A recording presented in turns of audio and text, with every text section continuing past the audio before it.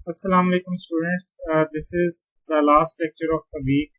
और last time हमने operator overloading जो है इसके कॉन्सेप्ट को डिस्कस करना जो है वो स्टार्ट किया था।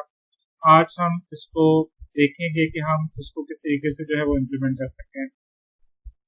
ऑपरेटर ओवरलोडिंग होती क्या है इसके बारे में हमने बात की थी कि जो ऑपरेटर्स होते हैं, स्पेशली प्लस माइनस मल्टीप्लिकेशन वाले जो ऑपरेटर्स हैं, ये अगर हम यूज करना चाह रहे हैं ऑब्जेक्ट्स के साथ तो हमें इनको ओवरलोड करना पड़ता है, क्योंकि नेचुरली ये ऑब्जेक्ट्स के साथ वर्किंग करने के लिए, ये ऑपरेशन परफॉर्म करने के लिए डिफाइन नहीं होते। अगर आप चाह रहे हैं कि आप इनको अपने ऑब्जेक्ट्स के साथ यूज करें तो आपको इन्हें ओवरलोड करना पड़ता है। ओके जी, तो operator overloading basically is achieving some extra additional functionality from the available language operators. और हमने बात की थी कि C++ में काफ़ी सारे ऑपरेटर्स अवेलेबल हैं, आप तकरीबन सबको ओवरलोड कर सकते हैं except these 4 operators, they can not be overloaded.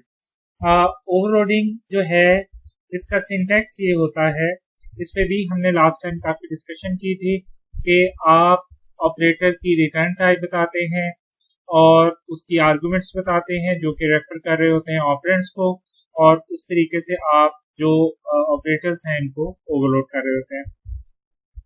यहाँ पे आप जो एरिटी है ऑपरेटर्स की, मतलब उसमें जो अगर वो बाइनरी टाइप का ऑपरेटर है तो आप चेंज नहीं कर सकते, उसकी एरिटी को चेंज नहीं कर सकते, आप नए ऑपरेटर डिफाइन नहीं कर सकते, प्रेसिडेंस को चेंज नहीं कर सकते, और working with the native data type जो है वो भी आप चेंज नहीं कर सकते। तो ये कुछ ऑपरेटर ओवरलोडिंग की लिमिटेशन है। We have also seen last time equal to is already overloaded to work with structures and classes. आप उसके साथ इसको डायरेक्टली जो है वो यूज कर सकते हैं। तो यहाँ पे हमने इलस्ट्रेट भी किया था इक्वल टू को, जो कि ऑलरेडी ओवरलोडेड होता है, क्लासेस के साथ ये यूज हो सकता है और ये स्ट्रक्चर्स जो है उनके साथ भी यूज हो सकता है। ओके जी, अब जरा देखते हैं कि how to perform the operator overloading in C++। There are basically 3 ways to perform the operator overloading. सबसे पहला तरीका है, इसको हम मेंबर ऑपरेटर के तौर पे रेफर करते हैं। मेंबर ऑपरेटर का मतलब ये है कि आपका जो ओवरलोडेड ऑपरेटर है it is a part of class. ठीक है, जैसे क्लास के अंदर डिफरेंट अदर मेंबर्स हैं तो ये भी क्लास का हिस्सा है। तो जो क्लास आप बनाते हैं, आप जानते हैं क्लास के अंदर आपके पास प्रॉपर्टीज हो सकती हैं, ऑब्जेक्ट्स हो सकते हैं, और जब आप ऑपरेटर्स को ओवरलोड करते हैं तो आप उनको भी क्लास का हिस्सा बना देते हैं।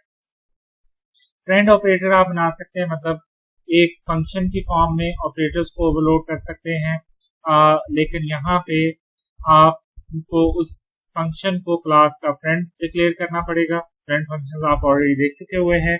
और तीसरा तरीका ये है कि आप नॉन मेंबर ऑपरेटर बना सकते हैं, मतलब एक इंडिपेंडेंट ऑपरेटर फंक्शन बना के, ओवरलोडेड ऑपरेटर बना के आप जो है वो ऑपरेटर ओवरलोडिंग जो है इसको परफॉर्म कर सकते हैं। तो ये 3 तरीकों से आप ऑपरेटर ओवरलोडिंग कर सकते हैं। इन तीनों तरीकों पे तो हम डिस्कशन नहीं करेंगे, हम बेसिकली डिस्कस करेंगे मेंबर ऑपरेटर वाले मेथड के ऊपर। मेंबर ऑपरेटर के अंदर हम जो ओवरलोडेड ऑपरेटर फंक्शनैलिटी है इसको क्लास का हिस्सा बनाएंगे, पार्ट ऑफ द क्लास बनाएंगे, और ये उसी क्लास के ऑब्जेक्ट्स के साथ यूज हो सकेगा। तो ये आपने ध्यान में रखना है, जब ऐसी तरीके से या ऐसे तरीके से आप ऑपरेटर्स को ओवरलोड करते हैं तो आप सिर्फ क्लास के उन्हीं ऑब्जेक्ट्स के साथ इसको यूज कर सकते हैं जिस क्लास का ये मेंबर है या जिस क्लास का ये हिस्सा है।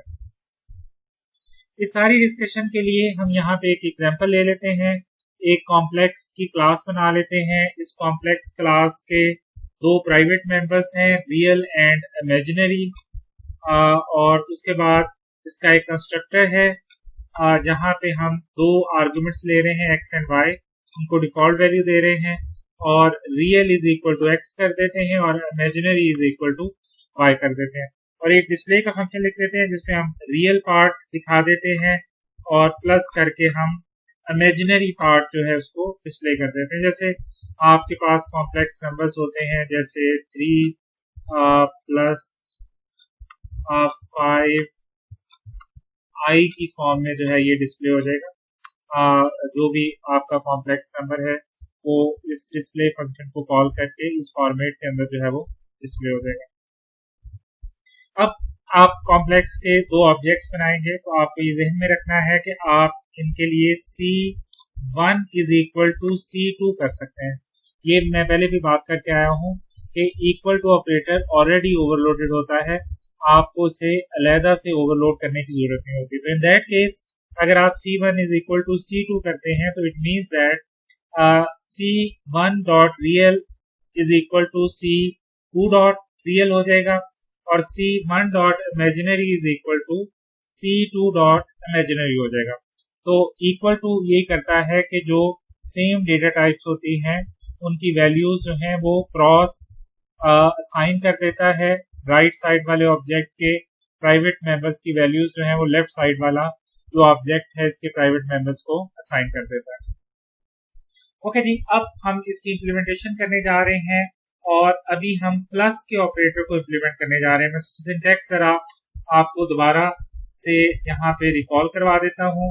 मैंने आपको पहले भी बताया था कि जब आप प्लस कर रहे होते हैं लाइक 4 प्लस 5, तो यहाँ पे जरा गौर करिएगा कि 4 एंड 5 जो हैं, let's consider them the arguments of the plus operation, और ये प्लस ऑपरेशन होने के बाद हमें रिटर्न होगा 9।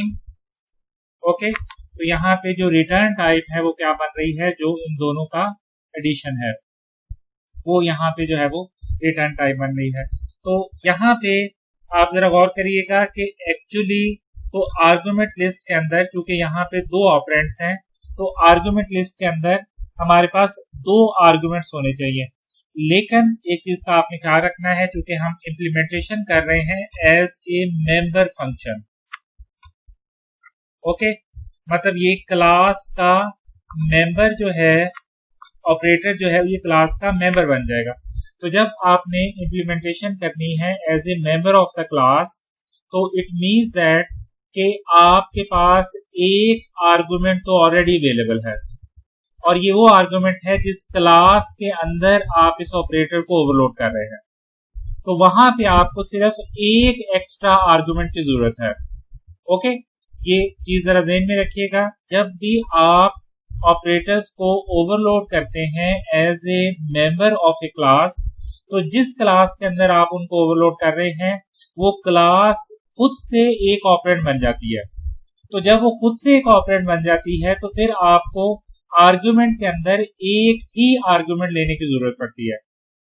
लेकिन जब आप इसको फ्रेंड फंक्शन के तौर पे या नॉन मेंबर के तौर पे इंप्लीमेंट करेंगे तो वहां पे आपको 2 ही आर्गुमेंट्स लेने पड़ेंगे। क्लास के मेंबर के तौर पे जब आप इसको इंप्लीमेंट करेंगे तो वहां पे आपको एक आर्गुमेंट लेना पड़ेगा अगर आप यूज कर रहे हैं बाइनरी ऑपरेटर, और अगर आप यूनरी ऑपरेटर यूज कर रहे हैं तो आपको कोई भी आर्गुमेंट लेने की जरूरत नहीं है, और अगर आप टर्नरी ऑपरेटर यूज कर रहे हैं तो आपको 2 आर्गुमेंट्स लेने पड़ते हैं। रीजन उसकी ये होती है कि जिस क्लास में आप वर्किंग कर रहे हैं एक आर्गुमेंट वो खुद से ही बन जाती है। ओके जी, तो अब जरा आ जाते हैं और अब हम इंप्लीमेंट कर लेते हैं कॉम्प्लेक्स के लिए प्लस के ऑपरेटर को। और यहां पे जरा देखिएगा, हमने इसको क्लास से बाहर लिखा है और इसकी रिटर्न टाइप कॉम्प्लेक्स है।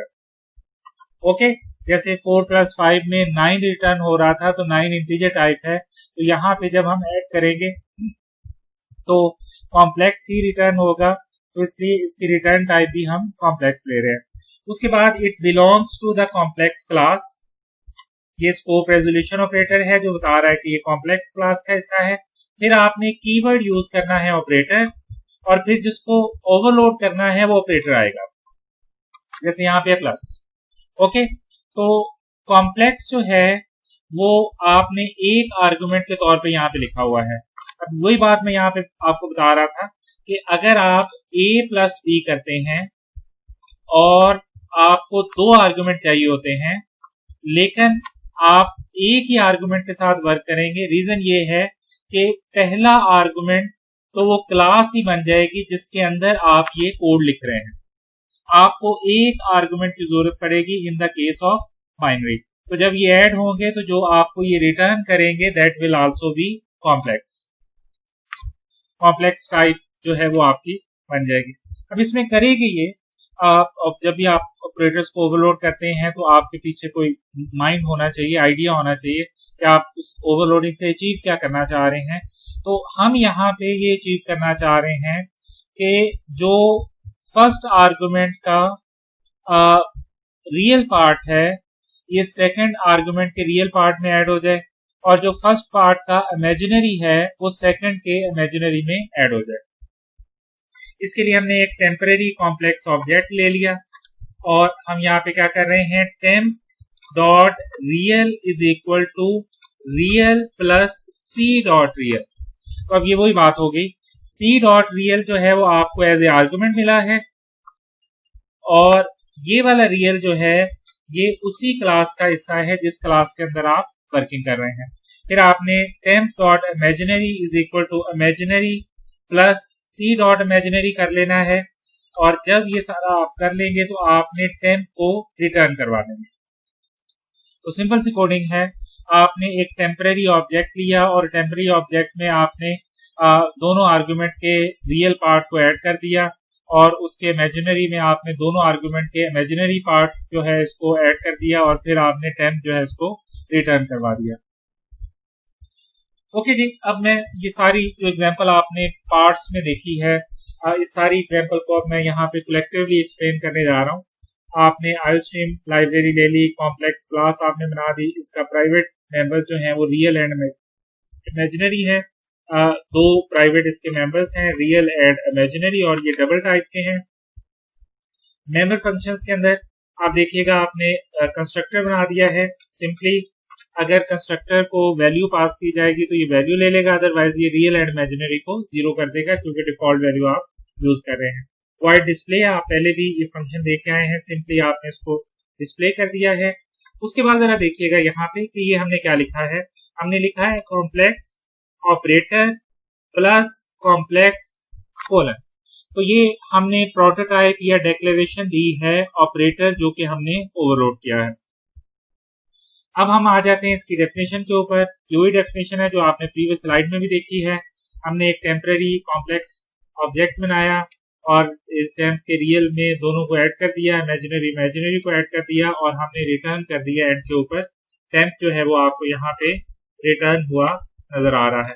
ये रिटर्न एक्चुअली वही वैल्यू है जो हम बात कर रहे थे कि अगर आप करें 4 प्लस 5 तो आंसर क्या रिटर्न हो रहा है यहाँ पे 9। तो यहाँ पे वो दोनों ऐड करके रियल एंड इमेजिनरी जो हैं उन दोनों को ऐड करके जो रिजल्ट है ये आपको यहाँ पे रिटर्न हो रहा है। अब आप मेन में आ जाए। मेन में आके आपने दो ऑब्जेक्ट्स बना दिए, C1 इसमें आपने 1 एंड 2 सेव कर दिया, C2 इसमें आपने 3 एंड 4 सेव कर दिया और फिर आपने C3 यहाँ पे लिख लिया। अब जरा गौर करिएगा, आपने यहाँ पे लिखा C3 is equal to C1 plus C2। अब जरा इसको समझने की कोशिश करिएगा। देखिए C1 जो है इसके रियल पार्ट में 1 है और C2 जो है इसके रियल पार्ट में 3 है। तो टेम्प जो है इन दोनों को यहाँ पे ऐड कर देगा, ऐड करके 3 प्लस 1 4 कर देगा और ये जो 4 है ये असाइन हो जाएगा टेम्प के रियल को। ओके, इसी तरीके से आपने दूसरी स्टेटमेंट परफॉर्म होगी, 4 प्लस 2 6 और यहाँ पे 6 आएगा और 6 जो है ये टेम्प के इमेजिनरी पार्ट जो है इसको साइन हो जाएगा और टेम्प यहाँ पे रिटर्न हो जाएगा ऐड होके। इस ऑपरेशन से टेम्प जो है रिटर्न हो जाएगा और टेम्प असाइन हो जाएगा C3 को। ओके, तो जो कुछ टेम्प में सेव है वो सारे का सारा असाइन हो जाएगा C3 को। और अब अगर आप कर देंगे C3 डॉट डिस्प्ले तो आपका ये वैल्यू जो है वो यहाँ पे डिस्प्ले हो जाएगी। चूंकि ये डिस्प्ले का फंक्शन है तो इन दिस सिचुएशन जो है एक आपके पास 4 आ रहा है, दूसरा आपके पास 6 आ रहा है, तो ये डिस्प्ले कर देगा 4 प्लस 6 आई जो है ये कंसोल के ऊपर जो है वो डिस्प्ले हो जाएगा। आप इस तरीके से आप इसको जो है वो इस तरीके से इसको आप यूज कर सकते हैं। यहाँ पे एक चीज का जरा ख्याल रखिएगा कि आप यहाँ पे 3 ऑब्जेक्ट्स को भी ऐड कर सकते हैं, 4 ऑब्जेक्ट्स को भी ऐड कर सकते हैं, और वो उसी तरीके से जो है इसका बिहेवियर जो है वो परफॉर्म होता रहेगा। ओके जी, होपफुली ये जो प्लस ऑपरेशन को हमने यहाँ पे इम्प्लीमेंट किया है इसकी आपको समझ आ गई होगी। आपकी जो लैब क्वेश्चंस हैं उसके अंदर आपने इस सेम प्रोसेस को माइनस के लिए भी करना है और इस सेम प्रोसेस को आपने डिवीजन और मल्टीप्लिकेशन के लिए भी करना है। फर्क सिर्फ इतना है कि वहां पे आप प्लस की जगह पे माइनस कर देंगे या मल्टीप्लिकेशन कर देंगे। अब जरा एक चीज का ख्याल रखिएगा, अब आप इस तरह की स्टेटमेंट तो लिख सकते हैं कि 3 कॉम्प्लेक्स टाइप के ऑब्जेक्ट्स लें और z is equal to X plus Y कर दें, ये पॉसिबल है। लेकिन क्या आप ये स्टेटमेंट लिख सकते हैं? हाँ, दिस इज इंटरेस्टिंग कि आप लिख रहे हैं x प्लस 3, तो 3 is not object of complex type, तो आप कॉम्प्लेक्स टाइप के ऑब्जेक्ट में 3 ऐड कर रहे हैं। तो ये अभी अगर आप करेंगे तो आपको एरर आएगी। उसकी रीजन ये है कि अभी आपने जो ऑपरेटर ओवरलोड किया है उसके आर्ग्यूमेंट में जो दोनों आर्ग्यूमेंट है वो कॉम्प्लेक्स ऑब्जेक्ट्स हैं। ओके, तो यहां पे आप कॉम्प्लेक्स ऑब्जेक्ट में एक इंटीजर वैल्यू या डबल वैल्यू जो है वो ऐड करने की कोशिश कर रहे हैं। तो इस सिचुएशन में अगर आप करेंगे तो आपको एरर होगी। तो अगर आप इसको भी इंप्लीमेंट करना चाह रहे हैं तो आपको इसको थोड़ा चेंज करना पड़ेगा। चेंज करने के लिए आपको अपने आर्गुमेंट में डबल टाइप लेनी पड़ेगी। पहले हमने यहाँ पे क्या टाइप ली थी? Complex type. तो यहाँ पे हमने कॉम्प्लेक्स टाइप ली थी, लेकिन अब हमें यहाँ पे डबल टाइप जो है इसको यूज करना पड़ेगा, क्योंकि रीजन ये है कि अब प्लस के साथ हम डबल टाइप 3 जो है वो यूज कर रहे हैं। तो अब हमें कोड थोड़ा चेंज करना पड़ेगा। अब जरा देखिएगा क्या चेंज आएगी इसमें। उसी तरीके से टेम्परेरी कॉम्प्लेक्स ऑब्जेक्ट लिया है, रियल प्लस डी कर दिया है और इमेजिनरी को चेंज नहीं किया। ओके जी, और रिटर्न कर दिया है टेम्प को। तो ये अब ऐसे होगा कि अगर आप एक कॉम्प्लेक्स का ऑब्जेक्ट बनाते हैं लाइक दिस और इसको आप वैल्यूज पास करते हैं, लेट्स से 7 एंड 5, ओके, और फिर आप ये करते हैं, let's give it some name, A इसका नाम है ऑब्जेक्ट का, और आप करते हैं A plus 7, okay, equal to A. अब ये आपकी स्टेटमेंट चलेगी और उसके बाद अगर आप करते हैं ए डॉट डिस्प्ले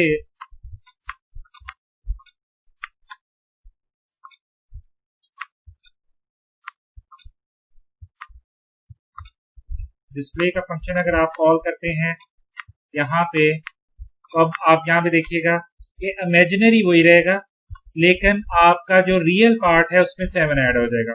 तो आपको स्क्रीन के ऊपर जो है वो लिखा नजर आएगा 14 प्लस 5i। इस डिस्प्ले फंक्शन को कॉल करेंगे जब आप, तो आपको कंसोल के ऊपर या स्क्रीन के ऊपर जो है वो 14 प्लस 5i जो है वो लिखा नजर आएगा।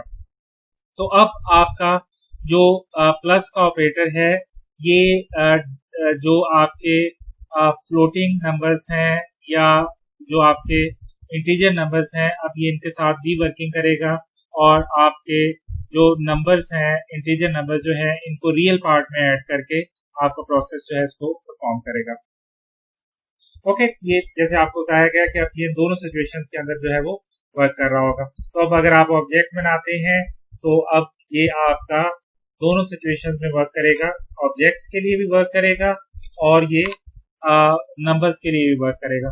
जब आप इसको ऑब्जेक्ट्स के लिए यूज करेंगे तो वो ऑब्जेक्ट वाला कोड एग्जीक्यूट हो जाएगा जिसमें दोनों आर्गुमेंट ऑब्जेक्ट्स हैं, और जब आप इसको यहाँ पे यूज करेंगे तो फिर आपका दूसरे वाला कोड जो है वो एग्जीक्यूट हो जाएगा। याद है हमने बात की थी कि it is like function overloading. तो यहाँ पे आपका ऑपरेटर जो कि आपने मल्टीपली डिफाइन किया हुआ है, वो ऑपरेटर जो है वो अब आपके डिफरेंट डेटे के पॉइंट ऑफ व्यू से या आर्ग्यूमेंट के पॉइंट ऑफ व्यू से जो है वो वर्क कर रहे हैं।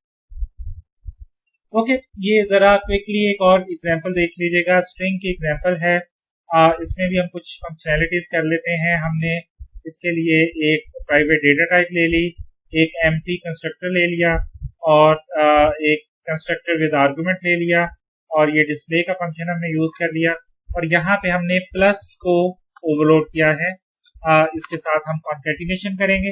अब आप दोबारा से देख सकते हैं कि इस प्लस को हमने अगेन एक आर्गुमेंट से लिखा है। तो मैंने पहले भी आपको इस चीज को एक्सप्लेन करने की कोशिश की है कि प्लस एक बाइनरी ऑपरेटर है, लेकिन जब वो मेंबर फंक्शन के तौर पे इंप्लीमेंट होगा तो उसके साथ एक आर्गुमेंट यूज होगा। रीजन उसकी मैं दोबारा बता देता हूं कि उसका एक आर्गुमेंट जो है वो ऑलरेडी वो क्लास है जिसके अंदर आप उस ऑपरेटर को ओवरलोड कर रहे हैं। ओके जी, इसमें हम करेंगे क्या, प्लस में हम देखेगा कि वही स्ट्रिंग रिटर्न भी कर रहे हैं और यहाँ पे हम करते ये हैं कि एक टेम्परेरी स्ट्रिंग लेते हैं, उसको एम्प्टी कर लेते हैं, कॉपी उसमें एम्प्टी कॉपी कर लेते हैं, फिर उसमें कॉन्केटिनेट कर लेते हैं एस को।